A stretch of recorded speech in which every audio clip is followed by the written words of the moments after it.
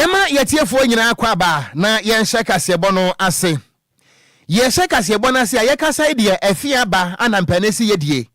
Na sese wo my Ghana ni ntrodo ani ni ntwada so no. Enkomo a enkwada ne mpani ema ne mema mrewa nkokura obia edie. Eye galamse ho enkomo. Na eku a yefa ne se one Ghana movement. Wopani a wono anada no se convener. Eye senyo hosi. Wode atudwa akirem se ebra so se Ghana fo. Ye nyina ye kambom ne pam NPP amanyoko no efiri abamu efiri se enada pa no omde adada Ghana fo mfinhia nwotwe entem no nyankopon kora boafu wopani senyo hosi echiremu ese wobra mampani akufo do wo bon 2016 ene woje nkwada kalipo enomon na yenim se mampani akufo do ba badwene Ghana fo ho nanso ewi echire kaskala ankosi hwe Ghana fo so kire wo madwen a na abawe mu nipa mampani akufo do na wo twa Ghana fo mpoa ene ade enu nti wopani senyo hosi echirem se de mampani akufo do wo ba na wonom kalipo adigi to me no ebrasom se Ghana fo so ensufin no a wonom ade galamse asen no no yense bi ema mampani akufo do nom na wonom wie so a yenwo na tiko empam no woni MPP fo efra ba mu firi se woye mampani a wagu Ghana ni mu ase papa na wo wie na wo tirem se nanka wonim se mampani akufo do eba 2016 no na wo wade papa bi ade be ma Ghana nanka bi mpo anko my Ghana bakosem mu no anka ye tranka mampani akufo do ne din be piem se woye mampani anka wa manka Ghana anka kebebre pa nanso wo kirem mampani akufo do wo ya wo bekoyi aka bosume mienu wo my Ghana bakosem mu no wone ne mampani a Tresen legacy se woja edim papa to hode mampani akufo do enya bi enu nti wosere Ghana fo nyina se ba bia dro no ensuo na ase no MPP fo se binom NDC fo se binom wo my Ghana we no enye MPP asem na enye NDC asem yenka mom ne anyi ntum se anamo no mampani akufo do ene MPP wo mabeda na die abetuo emfinhia nwotwentem e wo memu ha no yempam Ghana fo yempam no emfemfiri amemwo mu efri se wo modi Ghana fo hwamopa na wo wie na wo kire mu ese University Teachers Association of Ghana UTAG fo won mo ya de papa se organize labor ehwehwani mu ani nyatwom abraba wo mo ye enra no UTAG fo da so gina wo na so se wo mo de wo mbekọ so ate atwa kopem se eye galamse no eto betimi atwa yewura eye senyo hosi ekasa no wotirem se nanse wonam na wotete san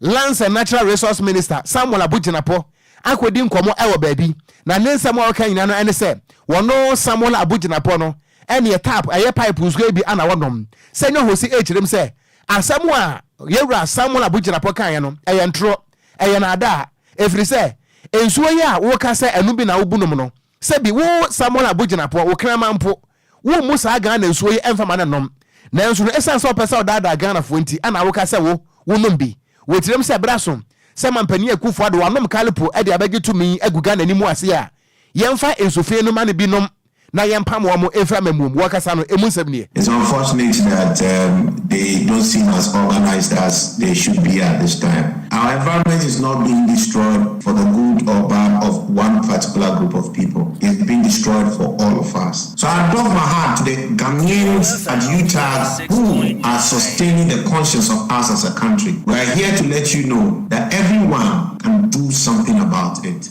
Every single board person from Sunday to Saturday to flag something that's red in protest. Please get this state of emergency up and running. We've not had the cooperation from government. I don't think Nanado wants this to be his legacy. He should get it very, very clear. Nana, you are living, you came with Calipo. When you were coming, you were drinking Calipo and we're voting for you. Bring Calipo. We'll be sacking you with brown water. Because that is the future you want for my children. It's wickedness. Speaking of water, you know the lands minister, he drinks tap water every day. Please, I beg you, that is a lie. Nobody should tell me that. I visit all these politicians. I know the kind of water they drink. Please, they shouldn't tell us that story. Whether left or right, all of them, I visit them, they drink bottled water. Some of them drink Voss. Do you know Voss? Enti ebusuani ayeti ye eye convener edema ekua ye friend say one Ghana movement. Ne din ede senyo hosi ana wo kirem se mampani wa ba no kalipo a Ghana for the Sofini Bebam one ye we are a bewatiko amwakufie. Yantu akase bon so na yemo emfanwura mu e galam sensensem mu. Ne sia meke se Ghana mampene na adodankwa akufuado. Wate ekuama modena e de o Ghana nim. Ba biara o Ghana nsuo da no. Won beje ban ato ban se betimi aboa na nsuo ahodo a galam se fuadu furo pe wono mese no eso ye betimi atwakra o Ghana mu. Na mpelifo wa power no mo no eye jeze ne Colonel Eric eye tinedu oye commander e de ma operation e hot e task force no ona di o mani ma si ameke ma mmade ahye mu dwumedi ase anya sem kuma kra ma chinchin no my Ghana ba bibia na sutene da no wonom eje ban eto ban honom na nka beto dwa kire mi so madi kan kokopie mu ojese na anya sem keto akra pie mantem e we se nyinam e brimu we ba na da honom no mu kire mi se enso na honom de galamse na manfo te na mutu na biribira chese na kase mu pa no e honom na ekwa so ha adwenye pam na mra asafo dwumadi no mmomden akwa chese na ye shamfa machines a galamse fo di dwuma no manya mu mako miensa afi so mfidi ahodo atumi bo ma galamse fo dwumadi ekọ nkan no nso o ma chichi chibi no mmomden ade jadi atum ahye no e wonso na no na asafo dwumadi a wo mudie no ne nyina ye Ghana mampenan na dango agufu ado Ghana fo kasa o mo kasa na so pa wanya de ma wono no chire mi se on timi ntenase ehwe wo ma Ghana yensu ahodo na ebo o man no ense kwanti ahomaden apa wasrafo so momwade no momwa na omne o ma Ghana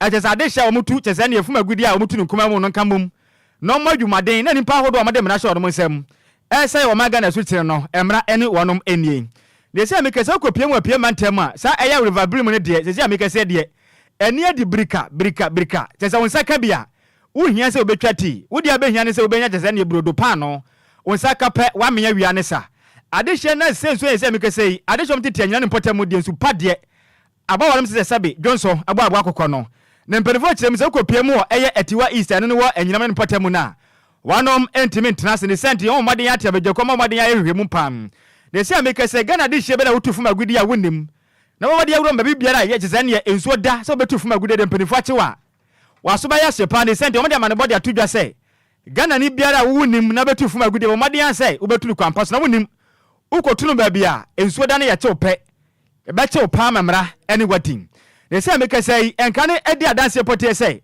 wo bibia ye ba chi wo no akogina ma ne mamra ene wadi afinzo mu kirem se ye mama de se free ne akwa e ba twe ye ho e de fia na maboni biara betumi ase Ghana ensuo free se o ma Ghana no eye ba ko pe ye se ensuo ne bibia ba ko fa ensuo dia free te no wa wonim na mamra bedi wo de wo ba bra pam Kanel Eric Tinadu obamade de eje mra pa na mkopie mu anyira mu no ene central for edin komo e wo mdwumadi amudi ene mu emu enchire mu nie Joint Task Force has a clear and unambiguous mission of clearing all our water bodies of mining activity. And at this time, we are not looking at whether the person has filed documents or not. So far as you are on our water bodies or you are along the water bodies, you are our target. We are trying to clear all of them from our water bodies to make sure that our water bodies return to the normal color that we are all looking for. How long are you going to be stationed within this district? The immediate assignment is estimated to last for about 2 weeks. Then after that, we'll know what to do next, depending on the instructions and the directives that we'll receive after that one. Are you surprised that going to about 3 or 4 sites so far, you've not seen illegal miners doing active mining? Are you surprised about that? Well, I wouldn't say I'm surprised because one way or the other, we get the information that we are coming. But then sometimes before we disembark, we see some of them trying to run and we pursue them. Just eni awoti ye aya Kanel Eric Tinadu ona ye commander e de matches operation hot air task force no nene na wote yeso wokirem sende na wotwe me ne de ya no medie ba bibia la sutene da na wa woni we bawuram so kotufu magude de mo chiu se kawu emra ene obedi pa Kwadwo nti na kire se Ghana yenya operation Vanguard ya yenya bi ankosi hwe yenya operation Calm Life ankosi hwe and yenya operation there hot hot galamse mate ebenya operation cold na nsanya yenya hot ye de se ye ne ye kan ya bro fotwero ye tena se mare jinse mo ne yakotikuo ma mo susu anya sika wo madi se sa na ye te operation Vanguard videos ye pie ye any allegations ye pie ye see soja fo yakwaje cars ade soja fo yakwaje scan ade is alleged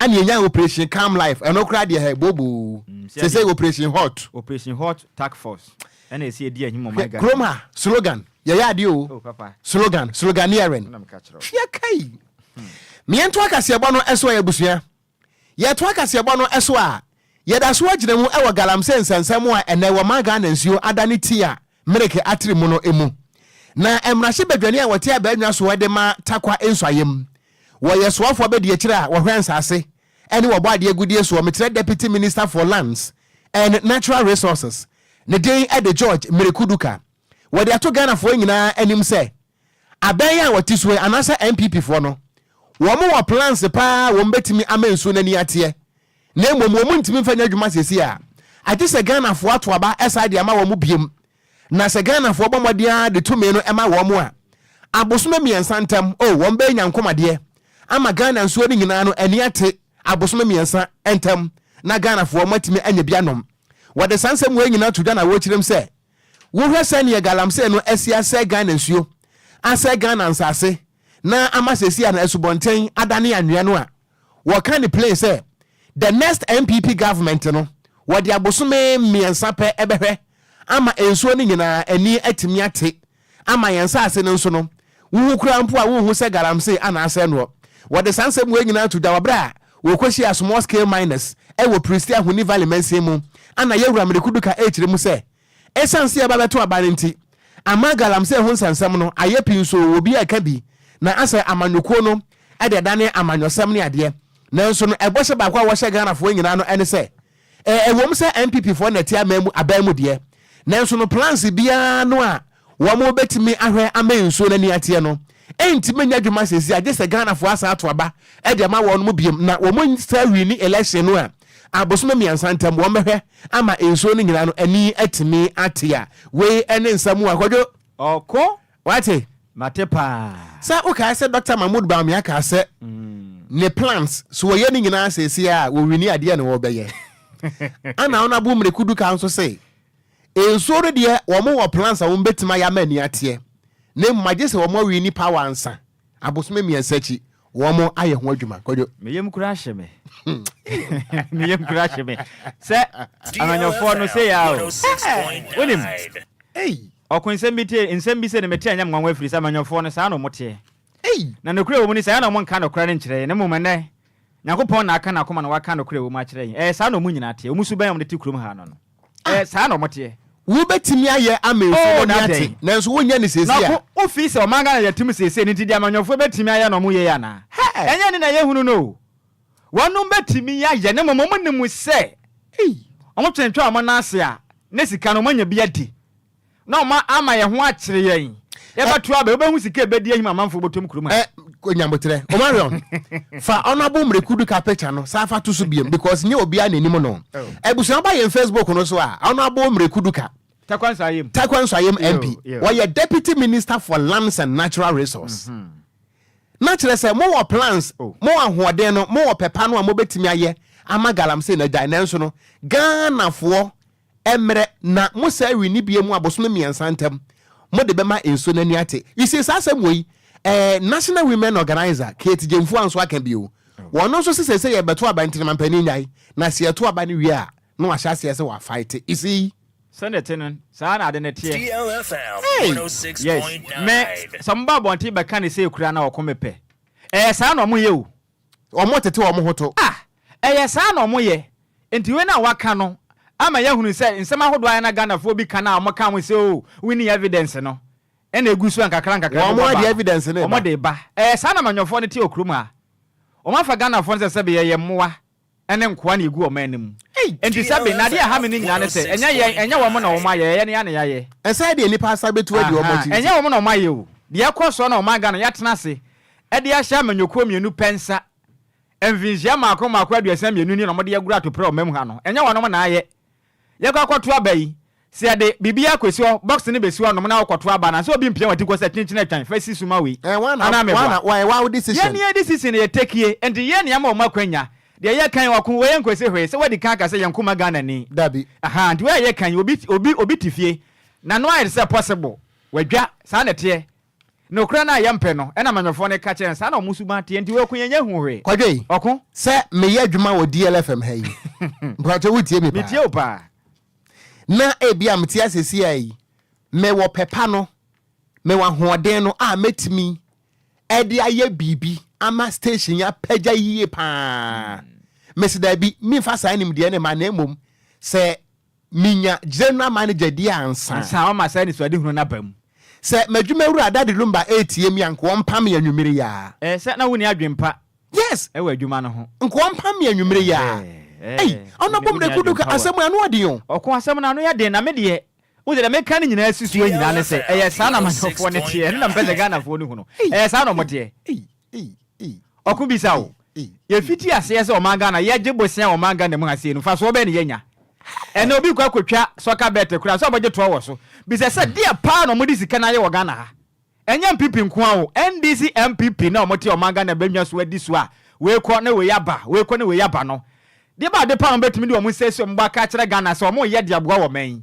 sa na o mu nyina te enti ya da nyamia se o mo ahya ase yiyi wo mo homa enko so saa na Ghana fo no ya dwene mo ntititiw ne mabunu na ye wo man ni mu no sese ya na o man no ye die ni nyina gina ye so enti ye betena ho ne ya makwa mo de agura to prade a etoje ye ne yankasa Kwadwo to aso na we de me de age mensam mpo e beje nsam enim so de we de o man nyina adwuma kase ye bwanti no eje ye nsam sanso mba besom Kwadwo to aso ye nyina ye pia nyanko ye to akase ye bwano se ye mo fa wura mo DLFM 106.9 ewo organized labor and penny for akate na ba de se na otwi menu se de wo mo nsam beda apaso etwetwe ne se wo na mo maga na be bia befam wo me ka kire Ghana fo nyina se de yakono galamse no age ye nsam ti wana mo ntumi tena se omo ka kire Ghana man panen na danko akufu ado ene aba eti aba nwa so mo wotumi ni senti omo fo omo nan fancy form en ka kire Ghana de hye nyina se omo declare emergency de ato galamse tuo so se free ne ko galamse tuo no enya dwuma bio efrise ne ma ekoso no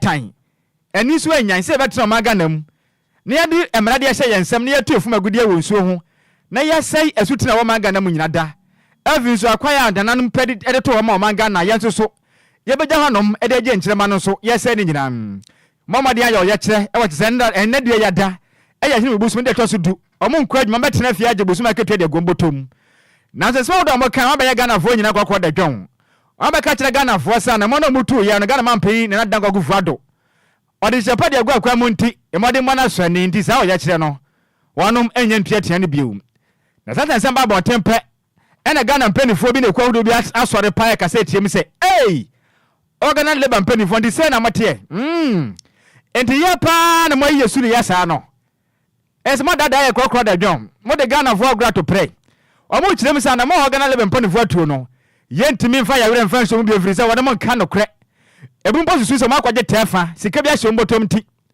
o mo akwaje ba bi akwaje tepan na Ghana bra ye brei wanum ehu ye mabon na sase nsam we mo no utak national president eye Mamudu eye akudugu wakase kirem se eye ne yapan ne santi sai takmpani vo ne kirem se omo do kina mana so se so abo papon ensma wo kana mo koso agina mana so omo tumi ni Ghana fo hwam nti omo ba de akwato aba on branches makomako e se dunum 50 branches ni nyina da omo agya tumi se omo Ghana efiri ne ko eye ne de yada ehim bo so de tosu do no utak members ni nyina mo nkwa de suadem ko kira de omo kwa tena fie akopa omo yirma bia ne de omo ya man so kwa top money ye de ne eya ko mo de akwa ye de ne de mamukro no mo so adi aya kese akopa mra Ghana man penin e de wo hye e beto galamse tuo no so empanifo kirem sei hwama organize labor empanifo di wo mo na ye mo ya pa ne senti omo nka ho asem meto ntwa da evisa organize labor empanifo no mo tumi nji omo nie bia o Ghana mu na sase nsem we mo no empanifo do so be kasa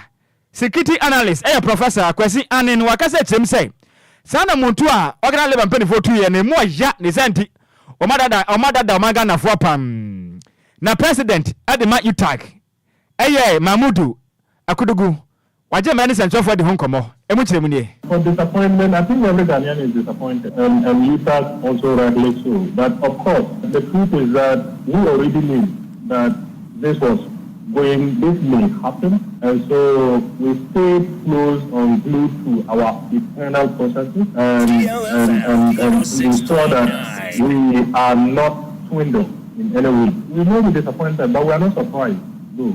And we know the implications of what it is, and we know what we want, and we will pursue as long as the members of the academic community who are across the 15 public universities that constitute the University Association of Ghana majority of who continue to say that we should proceed on this action. We are duty bound to show leadership. And so for anybody to even concede and think that there can be we are doing the building of a political party, it is a very big insult to the intellectual community of the country, and we take an exception to that.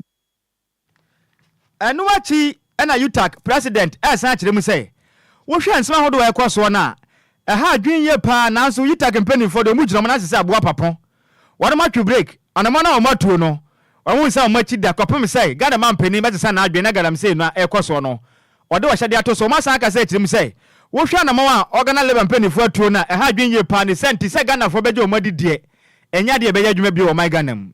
Well, I was part of it yesterday. We have contrary opinion, thinking that calling off the strike at that time or suspending the strike was practically a betrayal to most of our unions that were started. But that was not what we agreed on. Our demands were not met. Why do you decide to just announce that we are suspending membership for? We don't support it, but we will not go on strike on that line. Any awoti ye aya president Edema Yutak Ekono. Ne den Adima Mudu akurudu nene ana wote ye Kwadwo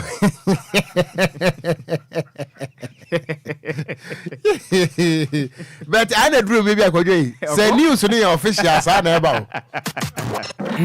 It's official. DLFM 106.9. Me ento akasiebo no eso akoso afo adwenkyere no ebra yen e wo Facebook no eso DLFM 106.9 na action boy ATM and was news no loud and clear wo afianya mobile na was news no edem papa yada se and was watch ya hwan greetings to my woman ayo mate mo de mo family na between us na beboa mo na Kofi Parliament and was Ghana yesu ni ne yentimi yesa kofa na nkan bokasiri Galam say some cry and can we Black Stars and Otoado aside a big boom.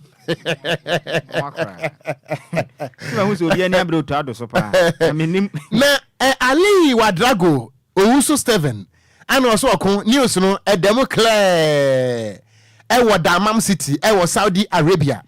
Now I say George Merekuduka honorable Ufisa Ghana for us Ufisa Ghana for us ana hono so webusa sasebun na piaga ado wase Otoado biem yanto aso ne yankoya ni mwen yeto akasebo no eso a Ghana fo nyina enim se emabunu ku a ye fe wonom ese democracy hub fo ekwote atua ewo enkrapompone mantam ma ewi akire no na emabunu maako aduonumu emiensa 53 wonom pa achi akodi aposifo ensam a ye de bi ekogina mu ewo court a court nsensam ye bono a wi akire ye de bi ekopie mu ewo fiase se wonom enko remand kakra na ye kasa yi 52 yetimi ama wonom bail se womonko na ebresem no se court ehia womo a ebia ye besa tonsa e de afra wonom na abrante ba kwa no ye convener ema trese democracy hub no eye Oliver Baka Vomawo ye kasa wonon ko ani abrante awaka wada so wa posifo kukumu a court kire se womo entimi ema ne bail na ema ne bail kina na amanebo a eye democracy hub fo e de aba enkrata tenten echiremu ese wopani ani din edi Oliver Baka Vomawo no sese ba bia wada enye kura na wobra wada prison no ana aposifo amane bochirem se ne yade no asa babiem na pomden ensise so enuntie kasai wono mo awrohye no edra kwa kopiem ewo police hospital ewo nkrapompure mantamu asisia no wosada ayare mpaso a woje ayarsa mesre wada ba ye Facebook no eso a democracy hub fo nkrata no American kan no yade ato Facebook no so ye pese Ghana fo nso mutime ekenkan bie pa na amanebo no kirem se we no eye de toso emienu a abrante ne din edi Oliver Baka Vomawo no na pomden eho atochema emprenu so a enunti ya rohye no ade ne kwa ya sabia na womo ejina so akirem ese de ekoso no enye de se efamna kwa mu kra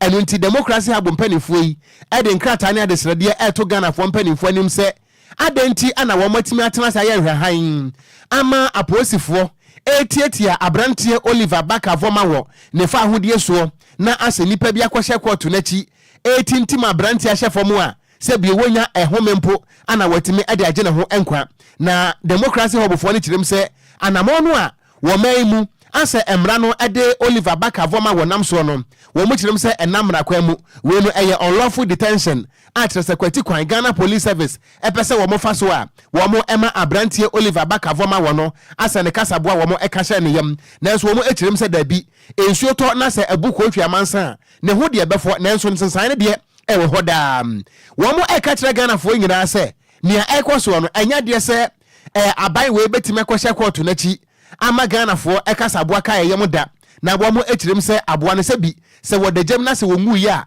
wutirim entre woda enu ntiri se abrantie Oliver Bakavoma wo pie kura no a protest no de anya no won besa akotia won besa atoa Simonten so ayo ye kire akira ban no pa na wo de mpaye ana eta Oliver Bakavoma wo chi se baby a woda bia no wotwedi amponyankropon kwa me ana fra naku enkwawura no won yene won sa na yade emayen na won samra enkwam ebiem na wo mosere Ghana fo nyina se samukobu nkoto ni mu a na motimi abobi ade ataya brantia ye fe no Oliver Bakavoma wo no na chi se de be ya napom den ebetimi akọ enkanen na wo mo kasa wo mo ekirem se de ebeto benkum ebeto ni fa bia no efa Oliver Bakavoma wo napom den ho no wonom democracy hub fo no wo mo mfensie Ghana fo wo mbeba bonten abeka ama Ghana fo nyina so hunu se Oliver Bakavoma wo napom den no ejira benkum anase ejira nifa na embom no wo mo gina so wo mo de aba no eye Galatians 6:9 a kire se wo ye Ghana ni eno akenkan bi wo mo kire se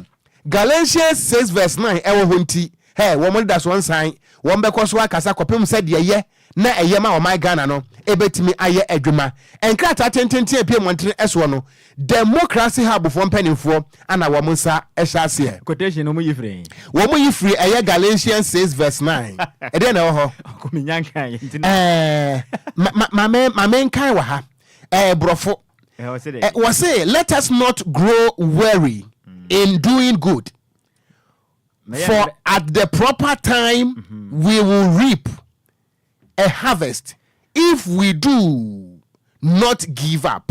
Just a mayor of papa ho. Na say yampa ba ye betwa so aba e wo bra esem.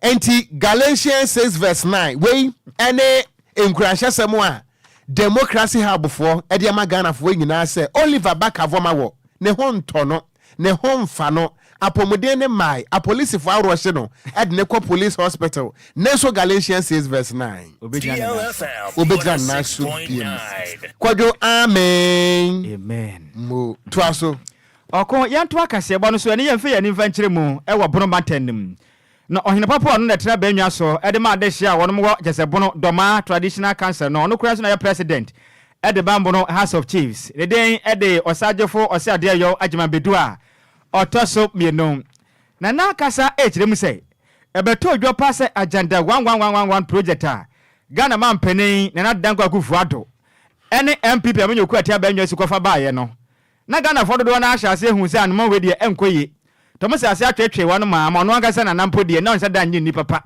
ni sent na enwa pam na de se wade tudwa emra Dr. Mahmoud Bawumia ompani be de che oya Frank Atwine edema MPP amenyoku ebo modern akonsra ho empotem honom ena nana ede sem de tudwa na mra ompani be de che kopiem honom no nyasem kuma na nane mahemfo empanimfo na de jom ka be onyina bo modern ditwi ekopiem ojese ne na ahemfie mo modern akwotwe nkwaman e wandrada na ye wukwada anyine mbosoma na to so nkron emfimpi me na duni na imo na kasa na okirem sei ehu hia pa sa do maman no tese ne empuntu ebetimi yakwaso pa every sei wo hwe mpuntu dwuma ho do na edu baabia na onom eye aka achi pam do mahine kasa na osan kirem sei ajada 111 project no edu baabi no na en wanwo na wahunu sei sia Ghana man pen na dagwa Akufo-Addo oja na papa emani mba wa bon na ba mantimi yambu wakwaso abadwumade mo hunu sei mpuntu ogusu a yakwaso afa aresabia wodo sisi na timi aba man Ghana pomuden atimi akonkan nti wo made atuche ede man pam wasa ka se kirem se wo hwe man Ghana pomuden na hu hia pa nti Ghana man pere na moto wotu no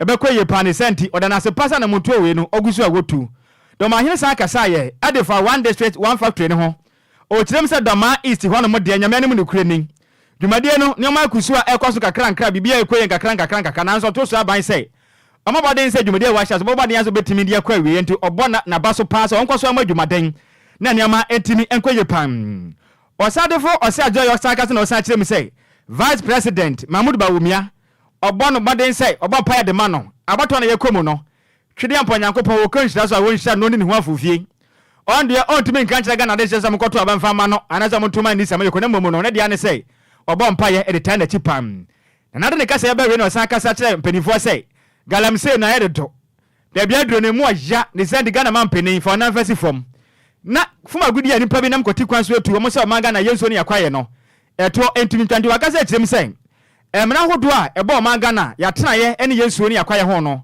empenifo hyem kena na free ne kɔ emra meya adwuma na be yem po a yemfa ohye emfa to garam se to free se man Ghana ya hwe ne ye bedu babi no ye ba bre pam do ma hene jemre ene santrofo din komo emu kyerɛ mu ne na aba kakra ya baka akyerɛ no sɛ ye nananom amanyo begesi no yanhye bi nti ne ye baka no saa mre ne sɛ na da Roma emra oba ye bebetena konwa iso yi ye ka sɛ banye bibibi ama ya na okurani ne ye bonua ye ni babi sɛ nana aba ne ba ya ama ye Dr.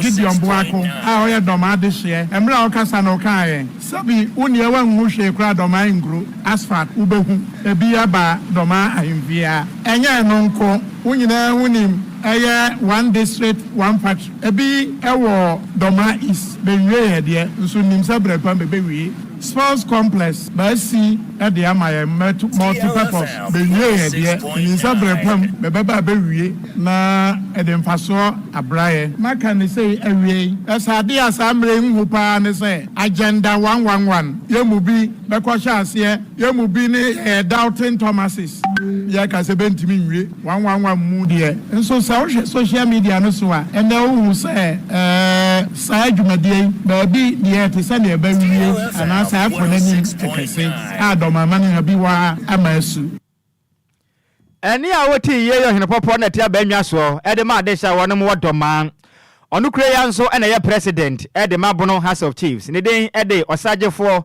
osi ade yo agemambedu a otoso mienu yentu anwumre no osi akase ebo no eso koso afo adwenkyere no wo message ne fa bra yan wo Facebook no eso a DLFM 106.9 yetu also abodi awura mu wo NDC amanyuko no emu a national chairman edema NDC amanyuko no Uyewura Johnson esiedu enkatia General Mosquito wodento agbakwa kopiem wo hohoi mense no emu wo fraumantam mu na wobra wakasa na wo kyerem se emfinhia nwotwenie eyade se open na da ne epurufu a mampani akufu ado Dr. Alhaji Mahmoud Baumia wo ma ye Ghana fo epurufu pa ani ese ewura wo bekyerem sen wo kyerem ese wobra na NDC tia ba anwa so no na kane mampani John Dramani Mahama president no ana Eastern Corridor Rules aban ne hya se wo ye na eduro ba bi ne wanwie ana wo fira ba mu NPP for de kwaye campaign asese ye to abanama wo mu a Eastern Corridor Rules won be ni nyina bepem nne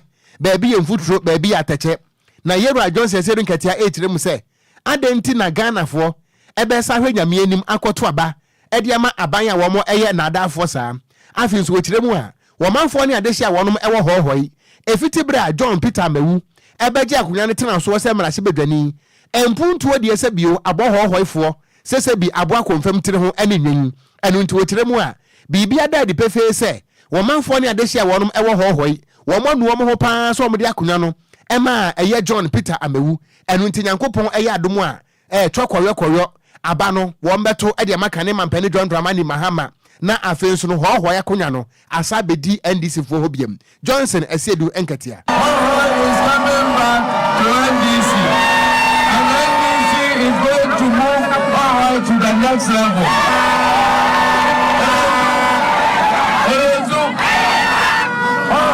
Is potentially Kumasi in the east, and the game changer is the Western Corridor, Eastern Corridor Road. The game changer is the Eastern Corridor Road. Eni a yeti ye chairman edema NDC amanyuko no Yewura Johnson esiedu enkatia wobra wopie mu ewo hohoi emu ensam ana wote ye no na enu achi no ana parliamentary candidate edema NDC amanyuko no ye kasai eye walanyo tekpo wakasa na wo kyerem se sese hohoifo monom ho se moto aba edema John Peter Amewu nti no ebra so se afi nkonwa no musa de ni nyina de ma NDC efri se ebra wonom ebesi so no wo mutime buae emampuntuo bai na so aban we bai no tire mo den amamuo ana ode ama Ghana fo nti akonwa no de nyame ya domo a ebesan abedi eye NDC amanyuko no enchen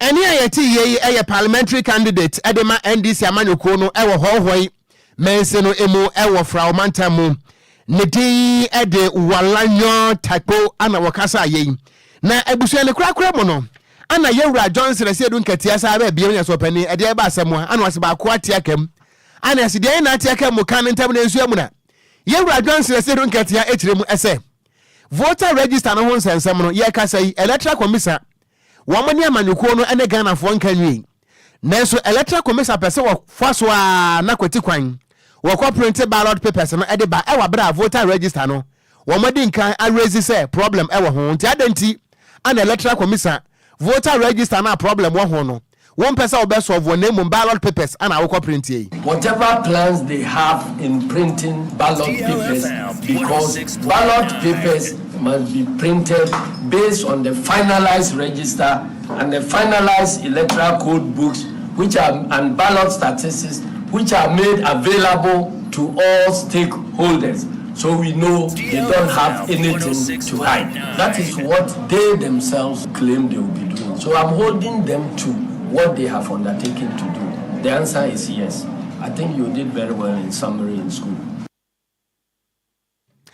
Ebusuani ayeti ye aye national chairman edema NDC amanyuko no Yewura Johnson esiedu enketia general mosquito, the only mosquito in Ghana politics ya washeba takari na neche edanechie emunsam anawte no yantiwa kasiyabone so ene nedue eye world eye mental health day a wiase afana nyina ya shafa kese pa de ato de betimi aboa pa na ya dwunum atumi ada ho fan na dwuma biara ye no yatimi enya dwumu fan de aye madwuma no atimi akora ne mpa na nedue eho fa mo hye wiase afana nyina no maga na mu nso ebi ekoso akrabo pede matemo na chief executive officer at the mental health authority ehye Oman Ghana Ministry of Health ase professor apawu praman obamaden akopie odwumede na sen na okase na okire mu se hu behia pa se Oman Ghana wo hwe mental health na ese bomaden ne mapagu akwan mu pam na sa dwumade ne bekoso yi atitiriu nnwuma mahodo mu na nnwuma no nso se ne obetimi akoye madwuma yefo na adwene se bibia da ho fan ma wono so a ese se adwuma mu mpanifom de adwuma na no efrim ne komre omutu are japadi gu akwan ne timi boa na dwumayefo na dwunu mutumi da ho fan bibia da ho kama sasa bi nsu ani ate na timi boa na omanga na niam etimi kwaye pam na sa dwumade we mu na mpanifo akase na okirem se we de ba ko fo timi nye ehu behia se omanga na obi bia de ne ho betimi ahyem na afisu mpanifo de da nnwuma hodo nyina no ebeka bom te se boa ba ko mu ade na timi abo na sa na moto we no yatimi atu na timi abo na omanga na ya dwunu matumi ada ho fan ende ubehye obi no kasakasa saa wanya broken heart ohu obetumi akasa saa obewuso ono kwa so nanamo oni obi aso nya tetefon enkomo bia onye ko na so kasa nko atimi se bibia bawura na hwem ya ma make kasa kirem se mpinifo made do nan edisi fom etu ho na mopa ebetumi ya boa pa masa adwunum ha no eso atimi atepan namla ne wama made essence mtrofo krabo prematem ene ye wada yada ehi mbusu de toso chese ne etu enfimpi me na do nina yimu na omo ba maden yakopie mu na se ne world health mental day no omo di hu dwuma na hu chem se asem titira da so ni nyina ne se ye ma maden se ye se ne yadwunumu e ba maden ama ye ne atumi kwa ho biye pa ne yadwunumu no apomodi mapa atime gya ne naso yi pam ne ye ma me professor praman apaw e ga se no kirem se ehu ba hia se adwumayefo do mo de dwuma ahodo nya ne beka bom ba ko de se buamu ade ne yatimi yaboa ade ne mapa gu akwam ne ahyehya ne mapa na timi yabo ne yadwunum emu atumi ate eba se nnwuma ye ne betimi akwanka ma dwuma wura manya sika afizo omanga na so ne matumi to ye ne yadwunum ten so omanyi so ye world mental amanyi so ye betimi anya sika pa ma omanga na yatimi akoye nem e wampuntum and a World Mental Health Day, and I celebrate or commemorate the day.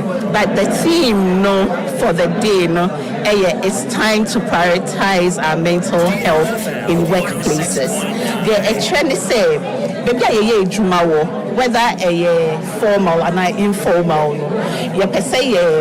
you're educating conformer who say we need to incorporate mental health, well-being education within the workplace. And it's in the Maya years, Sajumedi. It's a no besha, yet the opinion from corporate Ghana. Obesha your human resource in paying for director administrations and heads of institutions and the bar because you say omona decision usually a showman. Something you mobile say yes a discussion on the mental health in the workplace because you say you improve mental health in the workplace now. About for say it increases our productivity. The Chinese say my to me a organization nankasa. Any awuti chief executive officer at the mental health authority no Ministry of Health I Professor A Penamai Apeu nene na yeti ye and what the media na say no Dr. Edit AC crack ekopiem wase or public health physician and occupational and environmental health specialist on so kasa in which him say who be here say dwuma ye for just omura no nyina ba maden atena se na woni je pa ede agu akuma ne ma atimi akosi afiri so maga na yetimo no se nipa adwunu metemete na adwunu mu da ho fan yetumi bua pa madwuma etumi koso maga na nso sika ebetumi abusu moman yetumi akoyanim ewo mpuntum. Say mental health senior feeling say finer it may affect you accommoding statistics say omunya nyema to say back pain say so far about 50% of them are related to ejuma omoye so na area to say hypertension and gastrointestinal problems are affecting omodi diemu na de nya etumenya relationship with health, even obesity. Say what putting on weight, Say we jumana ebia we move around much, and I will ebiane papa and diwo ejuma mwa. Ninyina to minima we kese since sanya say we ye. Any awuti ye Dr. Edit AC Crack or your public health physician and occupational and environmental health specialist. Nene and I would tell senior in the Unya Bidia and Sofia de Abba, DJ Malion, Enna and Omanam, Beho Mofu. Hiding. Bibia de D. Better. Me say what the befa me dry de bia. De bia the befa me dry. Bia de D. De bia. Miss Rona mi dane. Who's run out dane. Say akwabia was some trainer or cofre. Onse sikafo no from ba harding na again your friend ye cha kase bono na ye kenkan no ntietiefo ntie ni ye de isa na de dia na ye na Kwadwo abrante no ko ye no ko gina gate achi ana wo friend na ye cha enwumre o onse Ghana ha na nya bo 7 pm ade wo tia ne me boy oh ne de babia me boy enti e bo 7 no oh na boy akogina gate ye cha wo friend be 3 and again papa je so ho no was ye shan na me say hey what be fa me dwa o shampa boa wadan obi o shampa boa usuro na udwa ne bi eno no Kwadwo oko me ko Facebook no so abate na odo yi di free tema and was say I am watching you live pam e di free eye prisi indomie joint e wa Shaman Lebanon ajika grade o ajika grade hey we do so mama bone enti odo e bi da se ana Abbas Austin your friend 49 ana amansia primary amansia chireben amansia kwatia combined amansia nanka and was hey wofa enti Ghana yi pa de ba de ne be yie nyankopon wo mo ayo na de o meya ye de agensere pia agempataku ana 49 ana won so wode abai ebusua ye dan ye ho abase si a ye ba ye de sofa ebetoa moso na enen komo no nyina enie Emrashe bedwani a wo takwa enswayem na wo ye Deputy Minister for Lands and Natural Resource George Merekuduka wo kiremu se NPP amanyuko no ewo plans ya wo mo betimi aye ama ensuo ya asayi aniate nanso no wo mo twen na se Ghanafo eto aba na ma wo mo wia na abosome miensa echi no ansa na ensuo no wo mbehwa maniate a ani atumi ate wadwenkyere wo ho enisan ye ba sisi a DL News.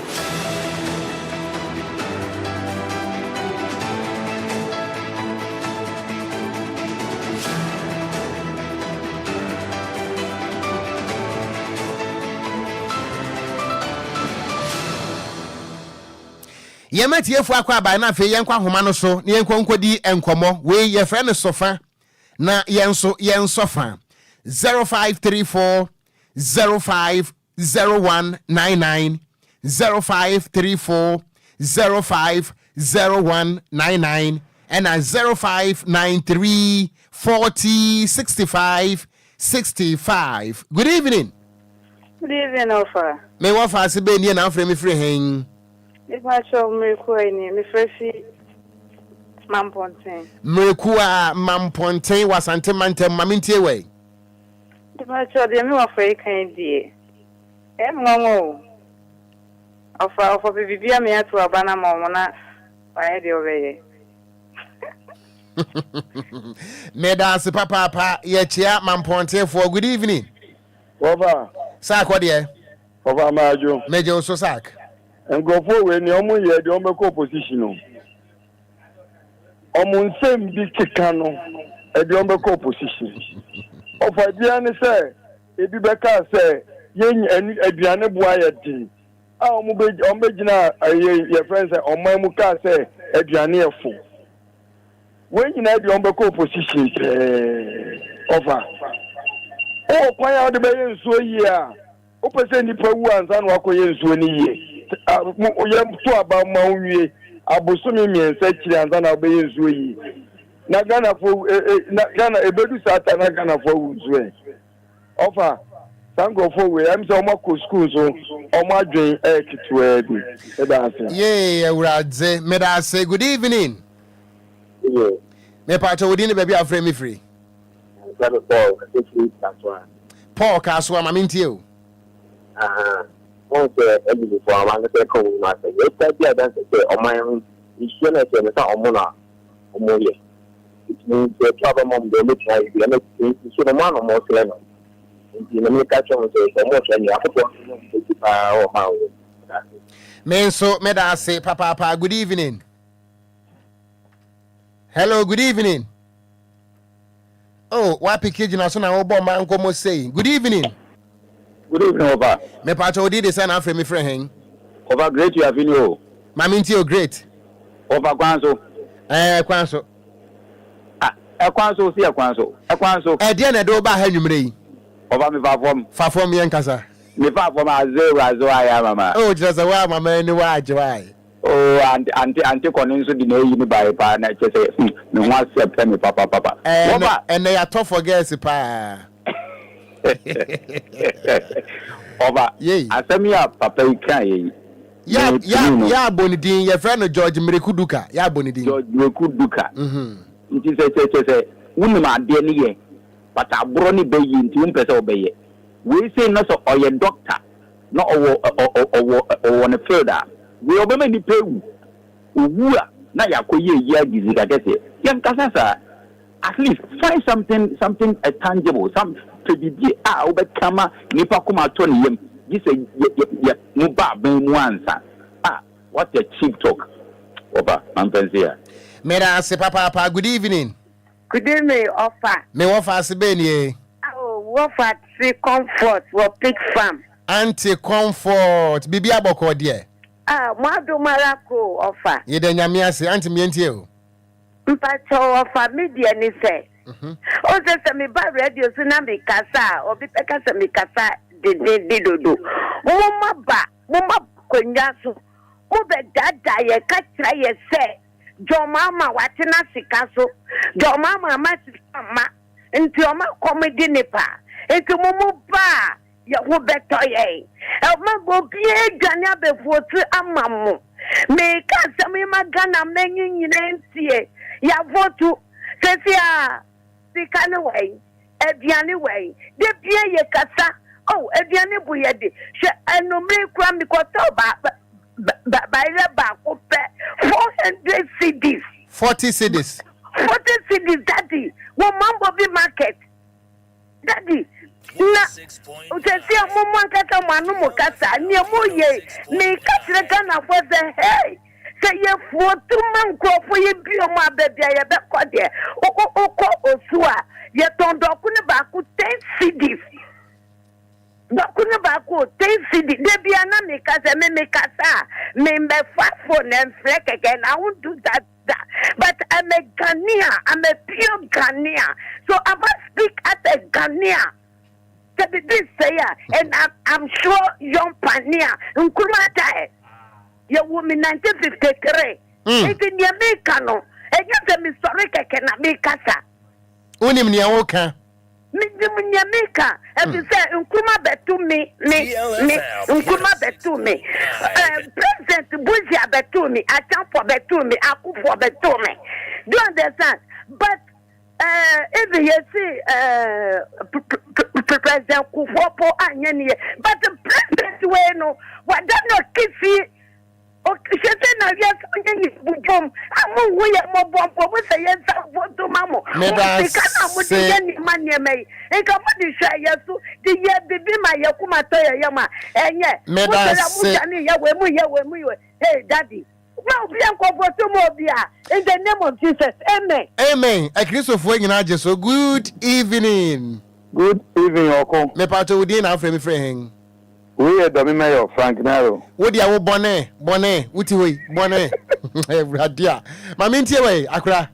Oko, you born in the video about me and another. Chasso. Oko, ye, dear minister, senior band with the air and unim. Acquire say, and near ma, if you a couture basket, monsieur. Now see and swallow. Near and swallow, we are no way be my ready. What can be that? I didn't see for more basket to be form. What's a swimming? Let me be more. That on the air, you know. Now, who's the HIV yale in near drew? Never walk home. Opposition yale in near drew. Opposition yale, no. I can't envy before. We had mistakes no more. That's it. Yale, no. I come. I see HIV near drew. No. Opposition yale in near drew. I can't envy from Nanado, but we are any ministers. Any on parliament failures in United so make mistake. I'm not from I have one in the summer, I go for more at what you more. Meda say at ya domain for most motor idea work more hard pa domain market more. Na me toche mua ejeta ya dimbe fia. Good evening. Hello. Me pato madwe. Me also offer. Me offer sibeni. Nana ya Winneba. Nana maminti on free Winneba. Yeah, me ankasa about to ya twin na matter MPP. But Sibia Ghana ekon youth no say ya fe them MPP NDC asem no. O si etwem. 2016 na ifina mako tertiary. Na bibia se ma NDC belusu. Everything was showing NDC belusu. And this right now Obianim like everything is clear, say MPP belusu. And before most of that for no, I hear them NDC 1 million votes in 2016. MPP delete you. Before MPP be double. I'm telling you, be over 2 million votes and MDC be between because the thing that they are saying it's really annoying. So like the things are talking in this country, and you know, like almost say amount for the before what they say. It's really annoying. Thank you. Thank you very much for your contribution. We are my last caller. Good evening. Hey, Lydia. Okogyeabour Ocran. Hey, Onyon. The prophet of our time. Tre. The new prophet of our time said, "Just a national category." In Haday. DLFM 106.9. Lydia, Maminti Ofi North Kaneshi. Uncle Shay. Like, let's say couples are 4 children. Now, first born akonye sikaba, second born akonye sikaba. No mummy no akabo mse omu renovate family house no. After omu renovate ya second born no kokache first born wuzi ano no accident na said the fire open. Na me a third born na me jaw so me kumu. Like you have messed up. Just agree that you have messed up.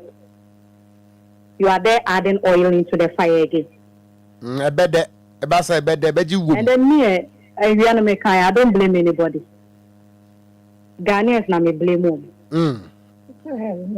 Ghanaians na me blame om. Ya kwa nipa bebebe bu paper so nyina NDC na MPP ni ani abra yehwe. Enye den enkofa we nyina mba. Ya say MPP na NDC omo so be kire so omo MPP NDC. Ya so say adwenya de ekoi de ebe wo so sensa.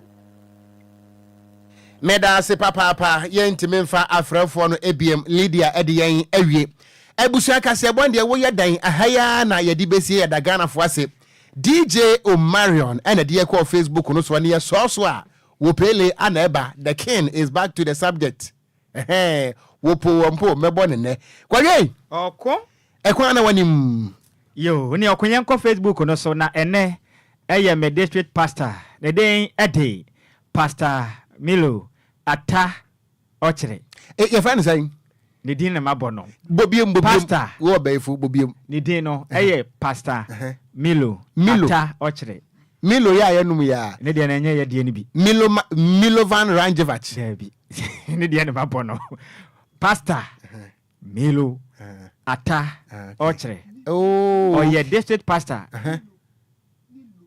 pastor Nilo ata ochre sorry edina ye Nilo Kwadwo sorry wo ko ya che ya o me kopa boni de wa do ho atu ye Nilo ata ochre pastor Nilo ata ochre o ye district pastor e de ma Church of Pentecost ye Old Fadama district no ono na ye district pastor honom entene na wodanti asafoma ni nyina ye wehye na woda pa ye mpa boni se twidi ampo Nyankopon onje ne kese na on mfiri adomu enko adomu nti once again no awoda kese pa enko enfama wo pastor Nilo ata ochre Old Fadama district pastor yeda sepa papa ho ofe ne kala no so de ese Nilo ankasa odempa munya sure say events caterpillar crack Canada so no caterpillar ntati red no say hwe ne body na ne we dey nda so bibia dadi ya ka chere nso wodi dia ya won kai me na ne nua me nso me yesofo mate wo national cathedral ya de num emom ye nsi nwie ye mia na me hwesu mi mpo no so ye de beba nya say huhuro di na wo bebre wo kurom ha ebusuan ye kwana me ofasi Bismarck Dedon your friend Bismarck Dedon chief driver na wose ene Isaac Pasa birthday and happy birthday and confirm Isaac Pasa baby awo de me Bismarck Dedon wan fama agenya minim enunti okay Bismarck na da so no Isaac na da so no said you see her and tell her back as or jam dear can you on one dia one dia me pass ma empese me hu yes nti Isaac Pasa and your birthday and nti happy birthday goes out to you we every Bismarck the don honomo ana ye de Emma we nyame wonhira wo pa na ansa na meso so no ene me schoolmate Emrana mi wo senior high no bosome senior high technical wo bosome free ho mi schoolmate ba ko na ono wo home economics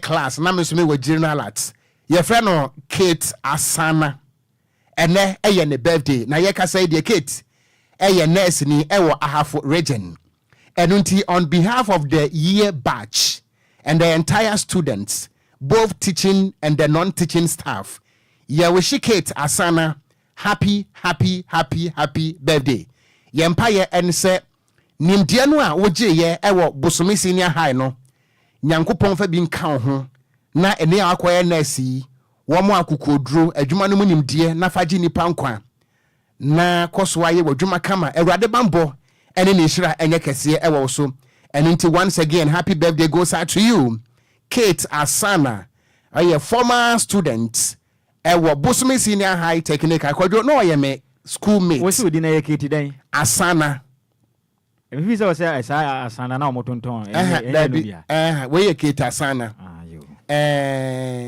enti oh yeah my classmate for the man kutuwa bi ni mo me fa na ma wade na me hwede ya ne hodwo okay say hitman bet me me ma pele Chaso.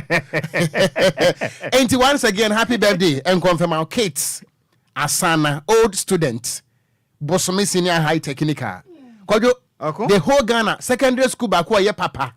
Aya bosome frɛ. Ehwo ne yentra de keke yesua de eye bosome senior high technical. So mmadi de omusi galamse no mbetu school ni na frɛ na. Na yankasa kra be pia to ase, ye be pia to ase, ye be pia to ase. Tutu dan ni nyere frɛ no madi so. Enti abusua yes also a DJ Hitman is up next. And again is back to the subject. DJ Hitman say na yetio pata. Abusua kenkanfo mienu Kwadwo Sammy.